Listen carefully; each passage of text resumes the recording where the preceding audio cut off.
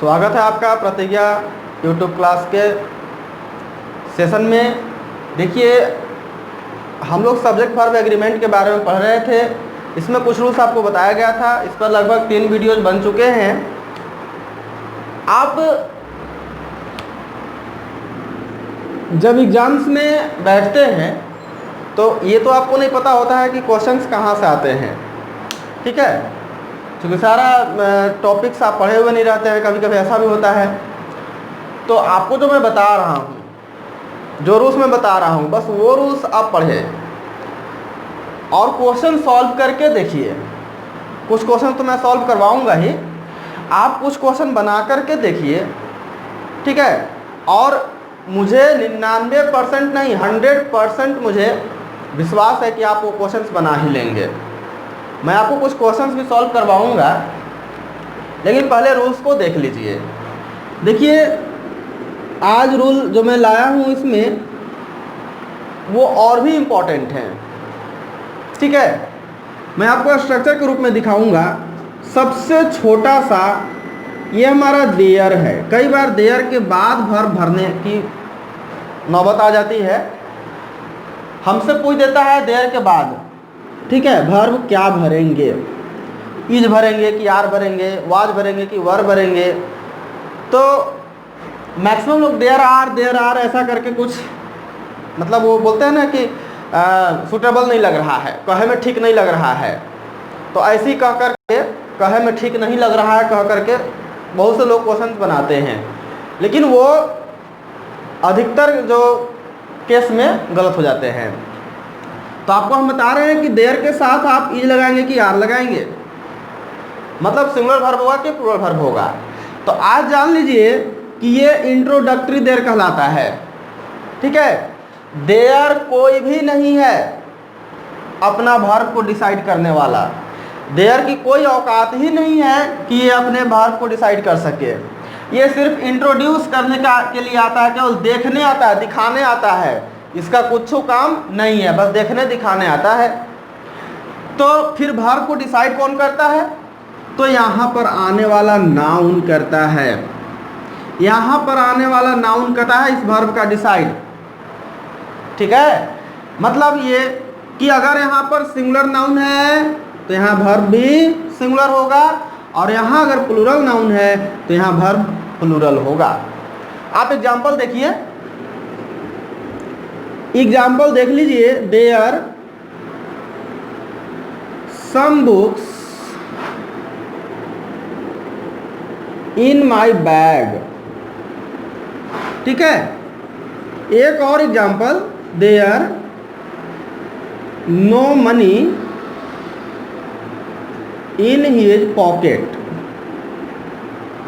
और दोनों जगहों पर इज और आर दिया हुआ है भरने के लिए।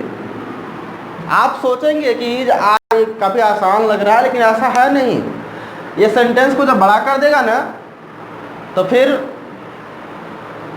पसीना आ जाएगा बनाने में। तो अभी आपको क्या बताए, देयर को देखना ही नहीं है वर्ब भरते समय, देयर को देखना ही नहीं है वर्ब भरते समय। तो किसको देखना है? अभी आपको बताया कि यहाँ जो आ रहा है नाउन, उसको देख लेना है।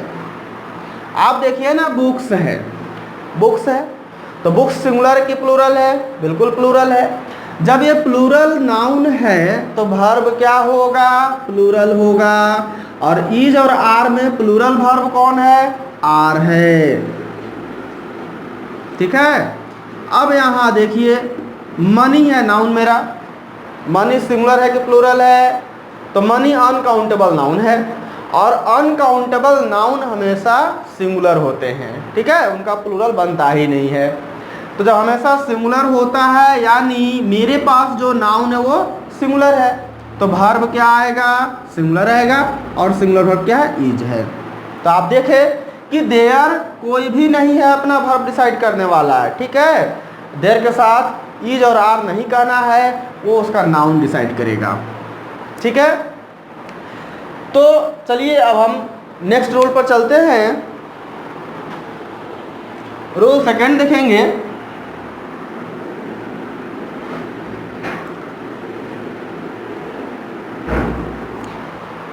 इसको भी मैं बताऊंगा आपको स्ट्रक्चर के रूप में ही।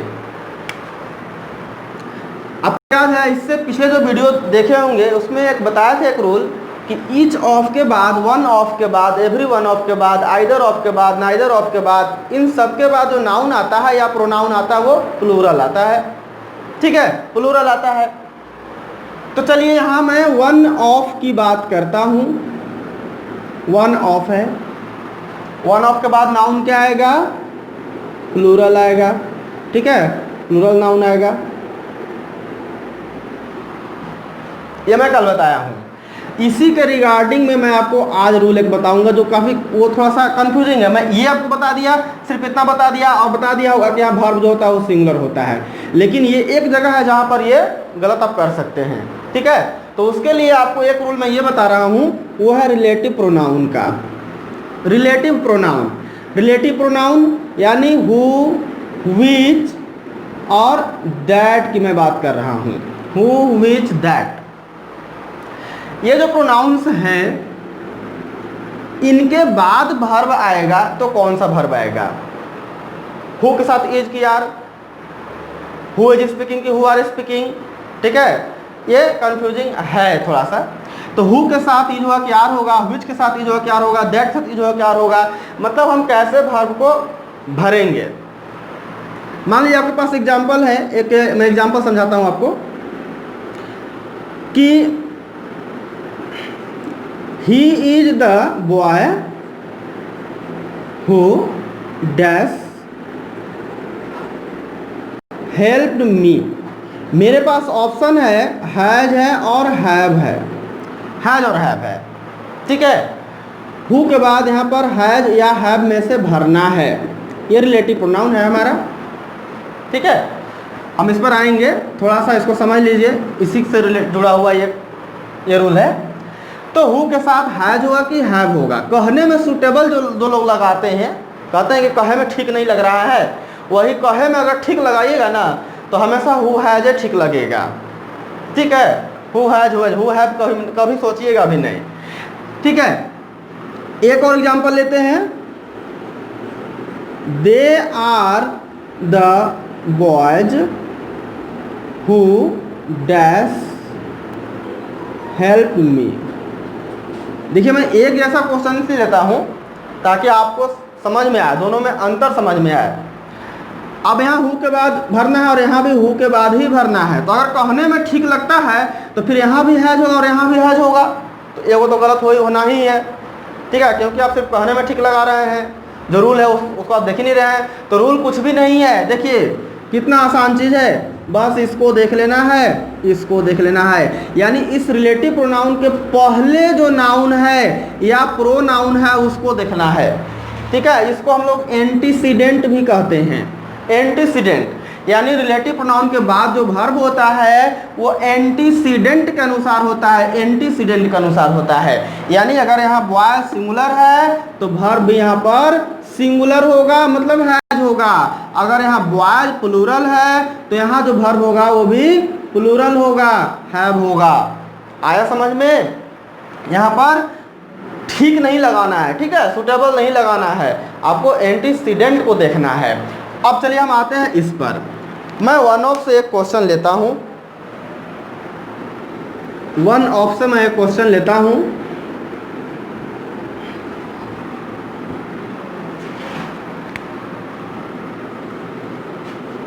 सोनू सूद, ठीक है, Sonu Sood is one of the actors, one of the actors आपको पता है वन ऑफ का प्रोनाउन आता है, प्रोनाउन आ गया है who dash acted in several films. मेरे पास हैव है और हैज है, ठीक है। देखिए रिलेटिव प्रोनाउन है, वन ऑफ के बाद हमारा नाउन जो है वो प्लूरल है। तो जो मैं आपको रूल बताया कि रिलेटिव प्रोनाउन के बाद जो वर्ब भराता है वो एंटीसीडेंट के अनुसार भराता है, यानी एक्टर्स है तो क्या हो जाएगा, प्लूरल है तो प्लूरल हो जाएगा वर्ब, तो ये हमारा प्लूरल हो गया, ये सही भी है। तो फिर ये गलत कहाँ होता है? तो देखिए गलत कहाँ होता है। अगर इसी सेंटेंस को मैं या दूसरा कुछ मैं लिखता हूँ Virat Kohli is only one of the players who dash for India. मेरे पास प्ले है और प्लेज है, प्ले और प्लेज है। आप देखिए यहाँ पर क्या गेम हो गया, देख रहे हैं आप रिलेटिव प्रोनाउन, ठीक है, रिलेटिव प्रोनाउन यहाँ पर देख रहे होंगे। और रिलेटिव प्रोनाउन का एंटीसीडेंट क्या है? प्लेयर्स है। नियम क्या कहता है कि रिलेटिव प्रोनाउन के बाद जो वर्ब आता है वो एंटीसीडेंट के अनुसार आता है, ठीक है, एंटीसीडेंट के अनुसार आता है। एंटीसीडेंट में क्या है? प्लेयर्स है, प्लेयर्स है तो क्या वर्ब होना चाहिए? यानी ये प्लूरल नाउन है तो वर्ब क्या होना चाहिए? प्लूरल होना चाहिए। अब इन दोनों में प्लूरल वर्ब कौन है? तो प्ले है प्लूरल वर्ब, ये प्लूरल वर्ब होता है। तो हम लोग यहाँ पर प्लूरल वर्ब के बारे में सोचेंगे क्योंकि आपको ऐसा नियम बताया है, लेकिन नहीं। देखिए इसमें एक वर्ड आया हुआ है ओनली, यही यहाँ पर गेजा कर रहा है, नहीं गेजा बहुत लोग बोलते हैं गेजा कर दिया, ये गेजा कर रहा है, ठीक है। मतलब ये प्रॉब्लम कर देगा जब ओनली लगा हुआ रहेगा तब। तो आपको टेंशन नहीं लेना है क्योंकि मैं आपको बता दे रहा हूं जब भी ओनली लगा हो तो यहाँ पर एंटीसीडेंट को देखिए ही मत। जब ओनली लगा हो, रिलेटिव प्रोनाउन के पहले आया हुआ है ओनली और आपको वर्ब भरने के लिए कह रहा है या वर्ब लिखा हुआ है आपको सही गलत देखने के लिए कह रहा है, तो आप आंख बंद करके सिंगुलर वर्ब के पास जाइए, ठीक है। इस प्ले को नहीं भरेंगे, प्लेज को भरेंगे। ये क्यों है? ओनली के कारण, ठीक है। बस अब आपको दिक्कत कहीं नहीं होगा। आपको मैं रिलेटिव प्रोनाउन का भी बता दिया, उसके बाद क्या वर्ब लगेगा। तो बस इन्हीं कुछ रूल्स के साथ आज का वीडियो समाप्त करते हैं। आप पढ़िए, ठीक है, और लाइक शेयर कमेंट जरूर वीडियो को कीजिए। पसंद आए तो ही, नहीं पसंद आए तो नहीं। मैं काफ़ी इजी में बताया हूँ, ठीक है। Thank you.